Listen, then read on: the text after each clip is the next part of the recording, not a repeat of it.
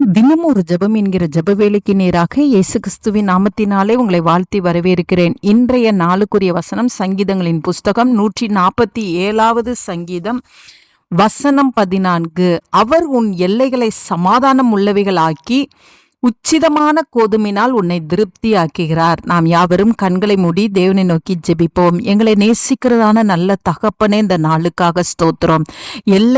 எங்களுடைய எல்லைகளை சமாதானம் உள்ளவைகளாய் மாற்றுகும் தேவனாய் சமாதான கர்த்தர் இன்றைக்கு எங்கள் மத்தியில இறங்கி வந்திருக்கிறீங்கப்பா, அதற்காய் ஸ்தோத்திரம். ஆமாண்டவரே, நீர் சமாதான கர்த்தர், அதற்காய் நாங்கள் நன்றியோடு உம்மை துதிக்கிறோம், ஸ்தோத்தரிக்கிறோம். ஆண்டவரே, உம்முடைய பிள்ளைகளுடைய குடும்பங்களுக்குள்ளே ஆண்டவரே அந்த சமாதானம் இறங்கும்படி ஜெபிக்கிறேன் சுவாமி. உம்முடைய பிள்ளைகளுடைய குடும்பத்தின் எல்லைகளில் எல்லாவற்றிலும் சமாதானம் உண்டாகட்டும்.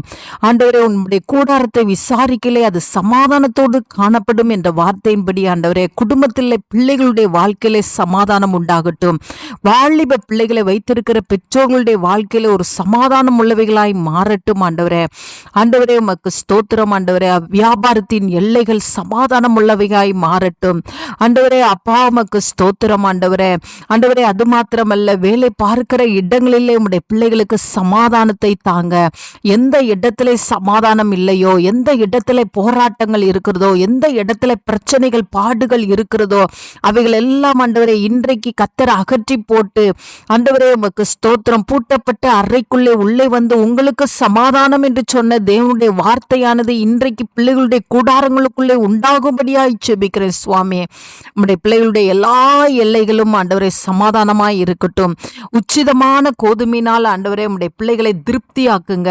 குறைவில்லாத வாழ்க்கையை உம்முடைய பிள்ளைகளுக்கு தந்தர்லுங்க சுவாமி. ஆமாண்டவரே, உயர்ந்த ஆசீர்வாதத்தை உம்முடைய பிள்ளைகள் பெற்றுக்கொள்ளட்டும். ஆண்டவரே, உம்முடைய பிள்ளைகள் ஆண்டவரே என்னோடு கூட சேர்ந்து ஜெபிக்கிற உம்முடைய பிள்ளைகளை கர்த்தர் ஆசீர்வதிக்கும்படியாய் ஜெபிக்கிறேன் சுவாமி. எல்லா வறுமைகள், போராட்டங்கள், கலக்கங்கள், ஆண்டவரே குறைவுகள் எல்லாவற்றையும் நீக்கி போட்டு சமாதானத்தினாலும் ஆசீர்வாதத்தினால நிரப்புங்கப்பா, அதற்காய் ஸ்தோத்திரம். இயேசுவின் மூலம் ஜெபிக்கிறேன் நல்ல பிதாவே, ஆமேன், ஆமேன். கிறிஸ்துவுக்குள் பிரியமானவர்களே, உங்கள் யாவருக்கும் இரட்சகராகிய இயேசு கிறிஸ்துவின் நாமத்தில் அன்பின் வாழ்த்துக்கள்.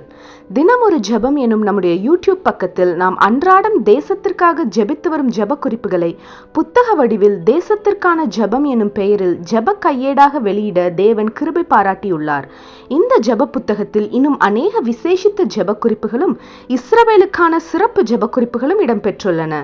இந்த புத்தகத்தை இலவசமாய் பெற்றுக்கொள்ள விரும்பும் தேசத்திற்காக ஜெபிக்கும் ஆத்ம பாரம் உள்ளவர்கள் கீழே உள்ள வாட்ஸ்அப் எண்ணை தொடர்பு கொள்ளவும்.